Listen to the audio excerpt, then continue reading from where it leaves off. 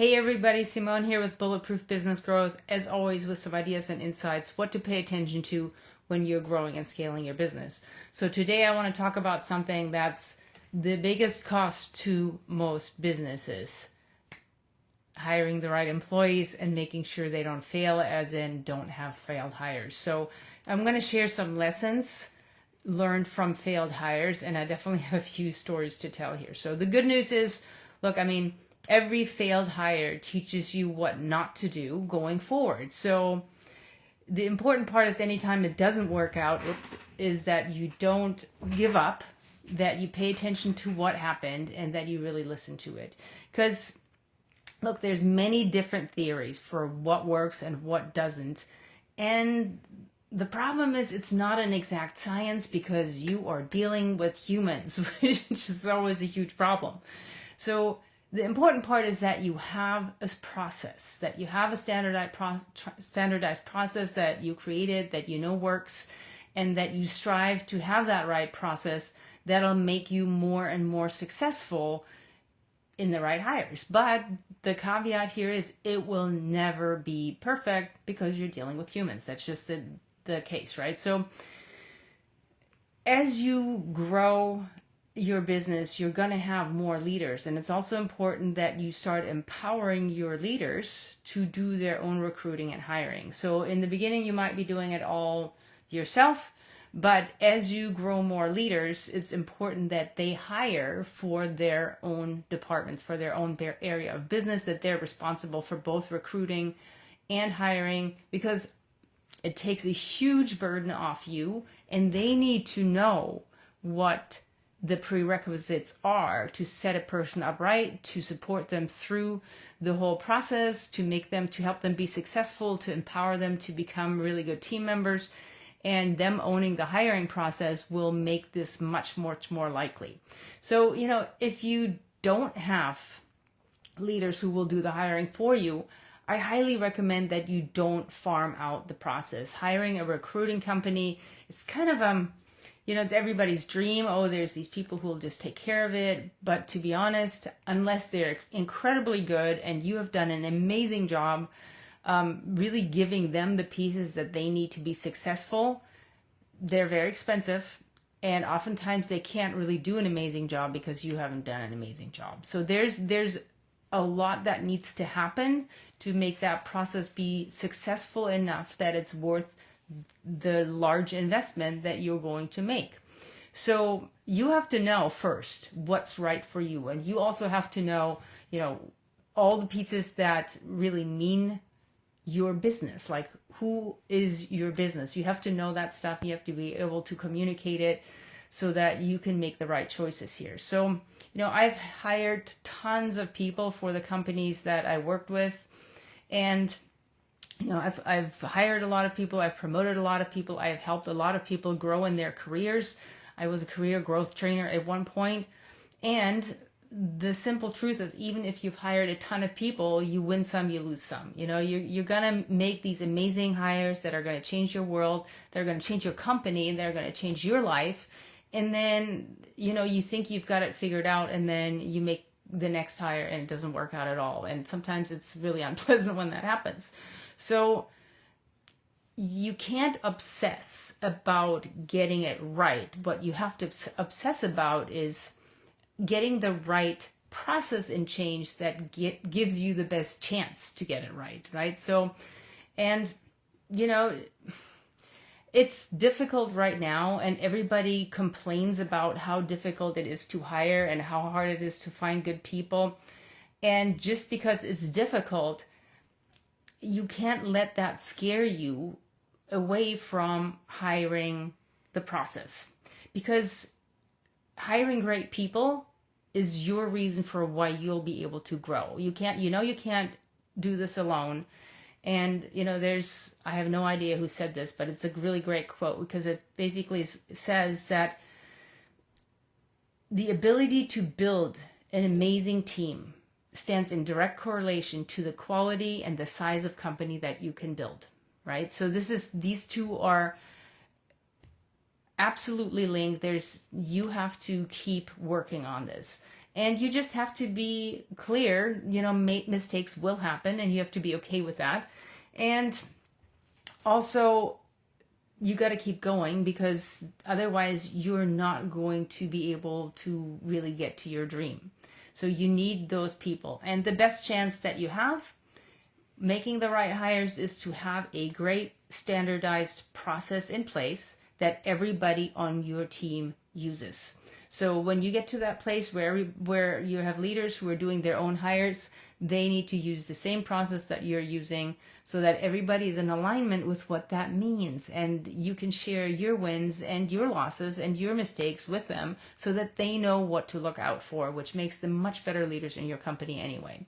So, when you think about like step one, you have that great hiring process. You go on LinkedIn, you go on all the different sites, you've exhausted your networks, but then you also have to have a really high barrier in place to make sure that the people who are coming into your funnel are not going to waste your time, and you're going to have the best chance to hire the right person. So when I say a high barrier, the important part is that you want to make sure that you're, for one thing, prepared to hire the right person, as in you're hiring ready, and I'll talk about what that means in just a minute. But part of that is, don't just be that person who gets in a gazillion resumes, waste all your time going through those resumes, setting up phone interviews, talking to people, probably getting them in for a couple more interviews, and then you find out a week later that they were totally the wrong fit because you didn't do the right prep work. So what we do, we never hire without having that person go through our very complex vision that helps them understand where the company is going, how the company fits together, how everything works together, how they would fit into it, and what their role would be, and how they would help the company achieve, and what's in it for them as well, right? So that piece, they must read. And then I have 2 questions that I have them answer, and I have them answer that in video format. And here's the great news. 98% of people won't follow the process. Either they don't answer the questions, or when they answer the questions, you recognize that they didn't really read the vision at all. They didn't consume it. They didn't think about it. They weren't thoughtful in their answers. So that's one scenario. And then the other scenario is they might have thought about it, but they're not willing to make a video of them talking through it. So if that's the case, right, that cuts down your pool of candidates.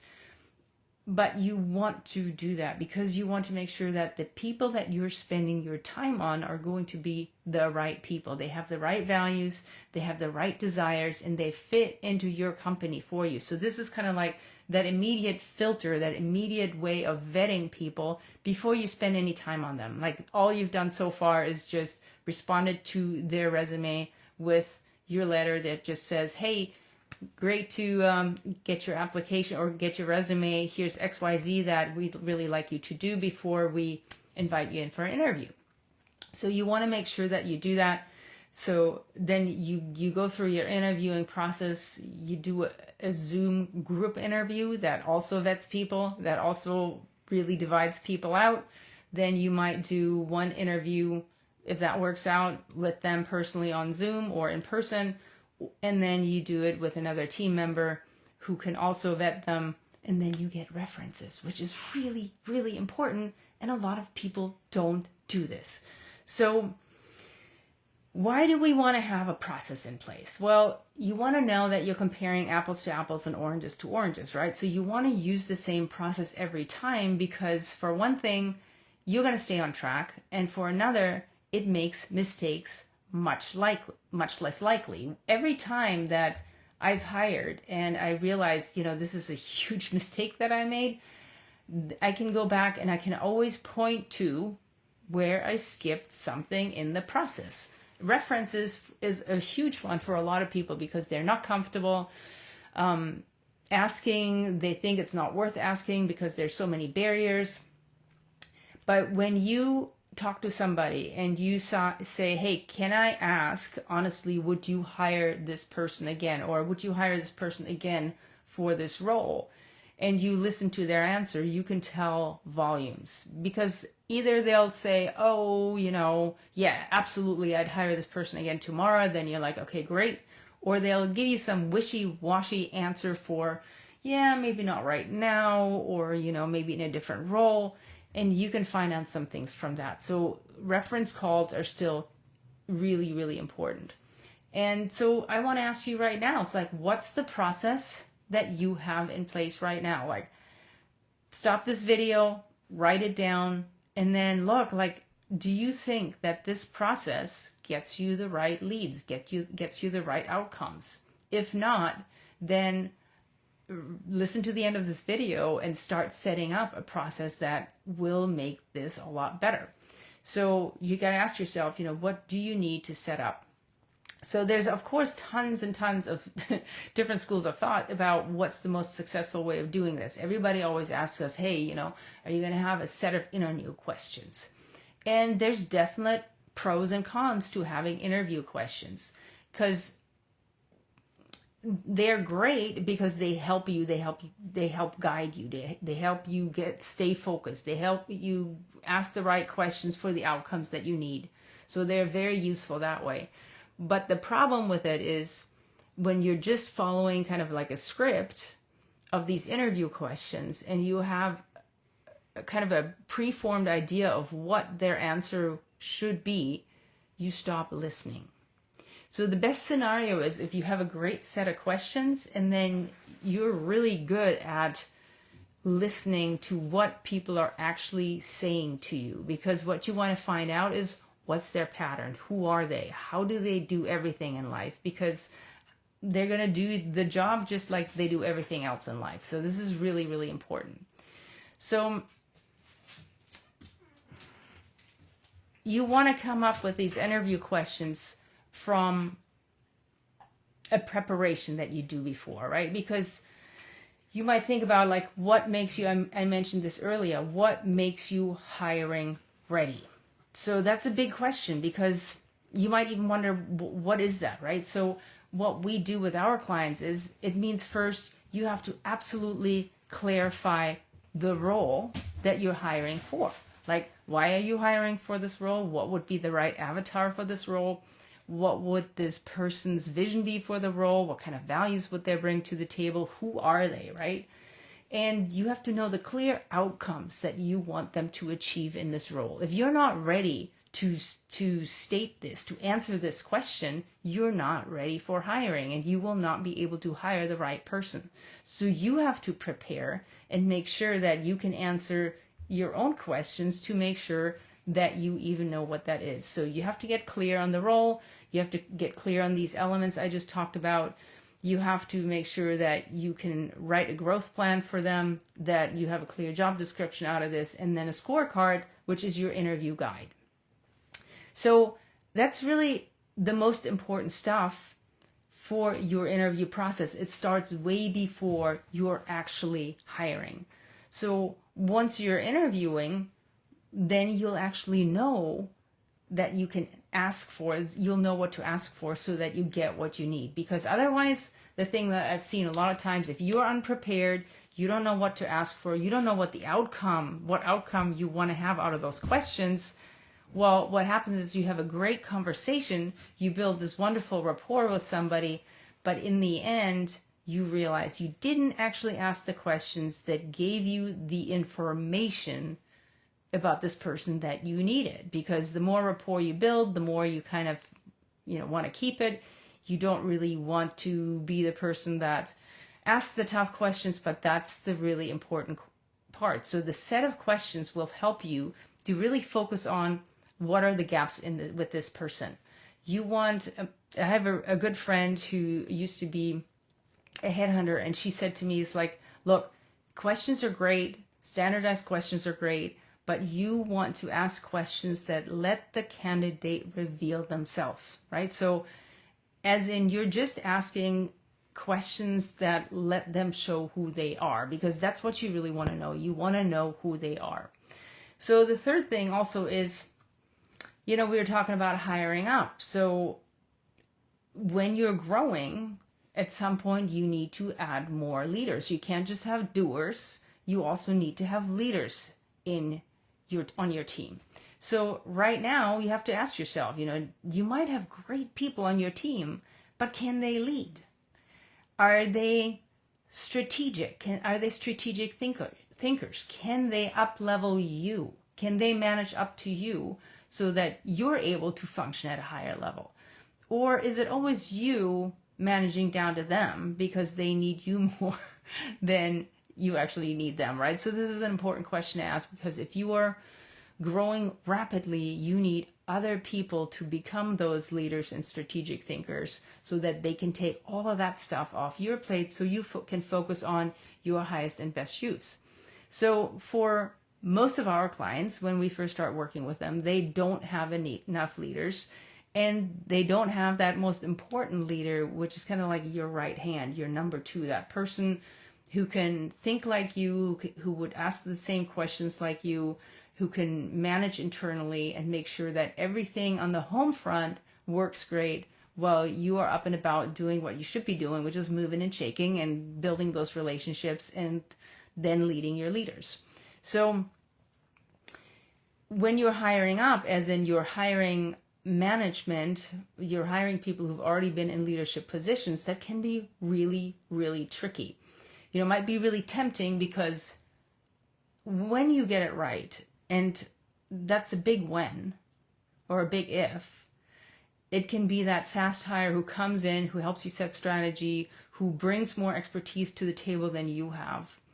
And that's definitely something that you want to bring in, but that's tough to get for most of our clients' level of business.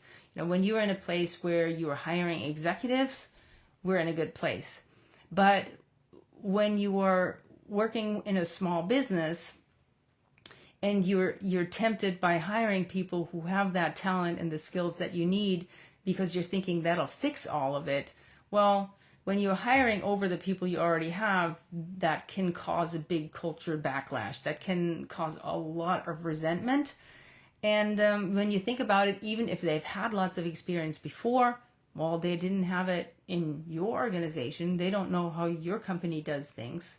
So one thing that I've learned is that you need to slow things down enough that even when you hire talent and when you hire expertise, they have to know how to execute within your organization. So there's a great example. I worked with one of the leaders from Zappos at some point, and what they told me is that every single person, when Zappos was really at its prime, they were hiring, no matter what role they were in, they were hired into customer service, answering the phone, because that's what Zappos did best. That's where their whole claim to fame is, having this incredible customer service that will make anything happen.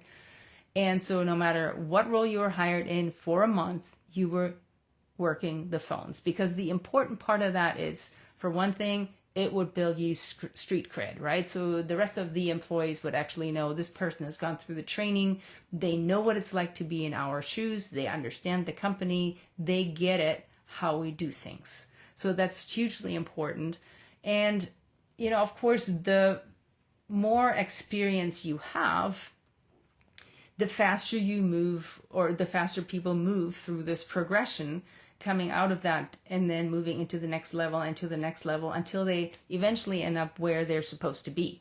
But on their path to it, they've learned what it means to be an expert, to be a leader in your company. So very, very important piece to consider when you're hiring up.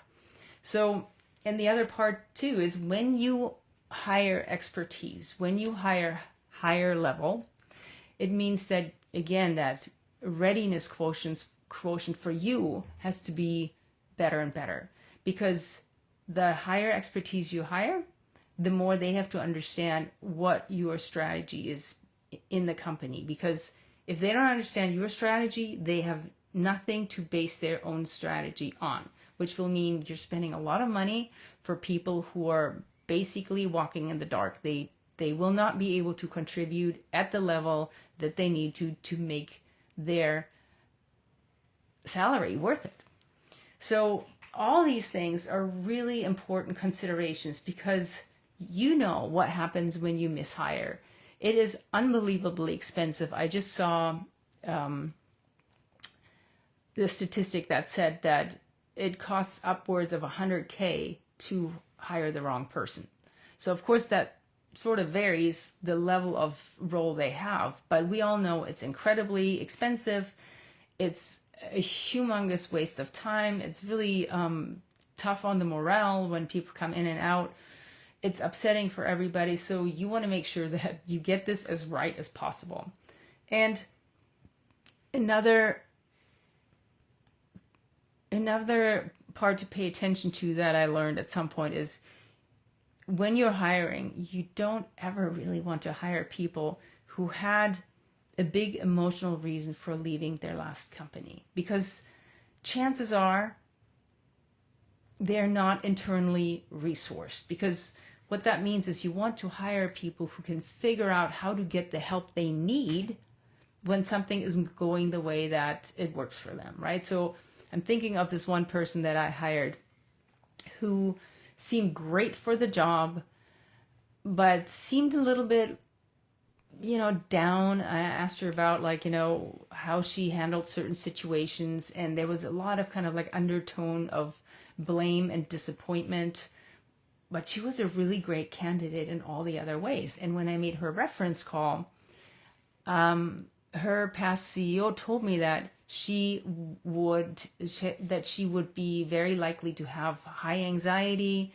depression, and couldn't be relied on. Like, was great all the other times, but when she went into these downward spirals, she couldn't be relied on. And I made the fatal mistake. I looked past that and I was like, she's so great. She seems like, she was telling me how she'd been changing some things so she would feel a lot more certain about her life, her role, and everything. It seemed like she'd done the work. And of course, that was exactly what happened in the role. She couldn't handle the pressure. She couldn't handle the stress. So 5 months later, we had to let her go, and it was not a pretty situation. So anytime when you listen and you hear that there are a lot of emotional reasons for having left the last company, they're going to cause a bunch of drama. They're not going to be the ones who take feedback constructively. You got to pay attention to why they left. And then, of course, another thing is you don't want to make those urgency hires because you didn't plan out your pipeline. We've been talking for weeks about how important it is to do quarterly planning, how important it is to kind of look ahead at where you are. And I mean, I'm a huge proponent of not just quarterly, but annual and 3-year planning.